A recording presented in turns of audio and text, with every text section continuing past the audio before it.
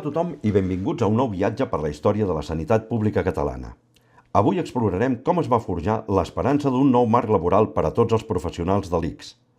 Tornem a comptar amb la Berta, que ens guiarà a través dels moments claus d'aquesta cronologia. Tot comença l'any 2006, amb la signatura del segon acord de l'Institut Català de la Salut. Aquell pacte va portar avenços importants com la DPO universal, millores salarials i la carrera professional. Semblava un camí de progrés, però el 2009 la crisi econòmica va canviar-ho tot radicalment. Van arribar les retallades, la pèrdua de poder adquisitiu i una sobrecàrrega de treball constant. El sistema es va anar debilitant fins que el 2020 la pandèmia de la Covid-19 va donar el cop definitiu. Com diu la cita, ha deixat a l'aire les vergonyes d'un sistema sanitari públic cada cop més precari. El cansament era extrem. El personal ja no podia més i calia una resposta contundent i organitzada.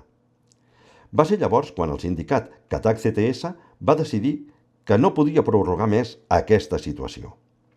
L'objectiu era transformar l'agraïment social en millores reals, en temps, en sous i en drets.